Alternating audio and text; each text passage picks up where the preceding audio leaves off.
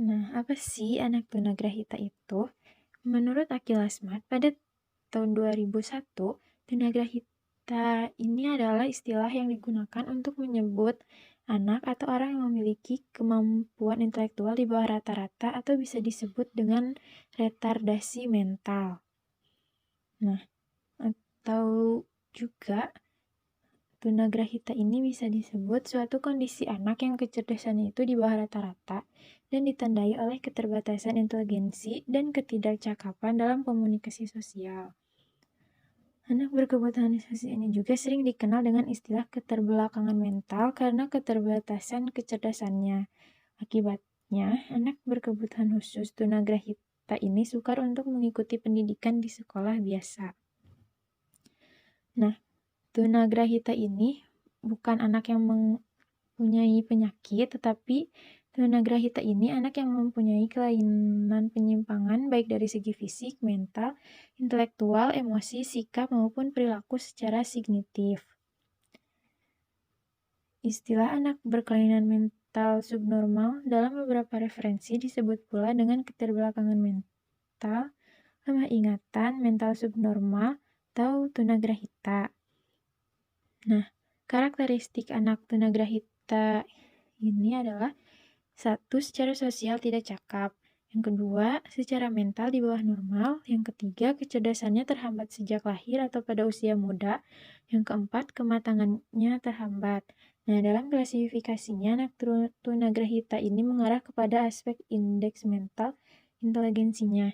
Indikasinya dapat dilihat angka hasil kecerdasannya itu seperti IQ 0-25 dikatakan idiot, IQ 25-50 dikategorikan imbesil, dan IQ 50-75 itu kategori debil atau moron. Dalam kasus ini, dari hasil observasi mengalami penilaian terhadap kelompok anak tunagrahita mampu didik.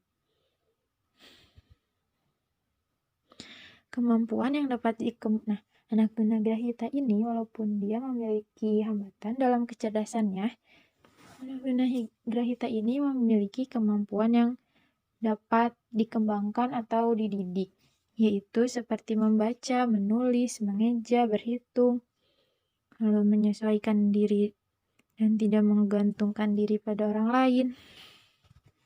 Lalu yang ketiga, keterampilan yang sederhana untuk kepentingan kerja di kemudian hari. Anak tunagrahita mampu dididik secara minimal dalam bidang-bidang akademis, sosial, dan pekerjaan.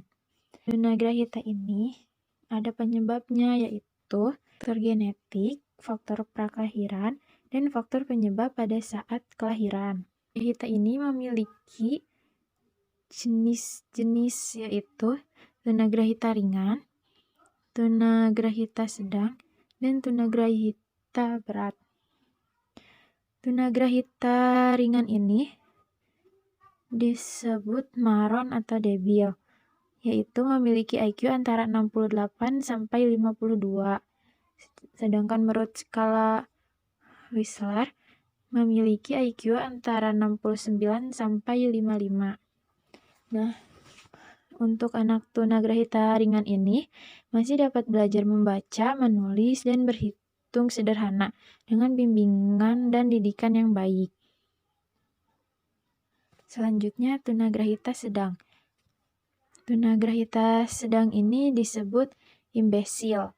Itu memiliki IQ 51 sampai 36 pada skala Binet dan 54 sampai 40 menurut skala Wechsler. Anak tunagrahita sangat sulit untuk belajar secara akademik seperti belajar menulis, membaca, dan berhitung walaupun mereka bisa menulis secara sosial. Misalnya menulis namanya sendiri dan mengerjakan pekerjaan rumah. Lalu selanjutnya tunagrahita berat. Nah, tunagrahita berat ini atau biasanya disebut idiot memiliki IQ 32 sampai 20 menurut skala Binet dan 39 sampai 52 menurut Wechsler. Nah, anak tunagrahita berat ini memerlukan bantuan perawatan secara total, baik itu dalam hal berkaitan mandi ataupun makan. Bahkan mereka memerlukan perlindungan dari bahaya sepanjang hidup mereka.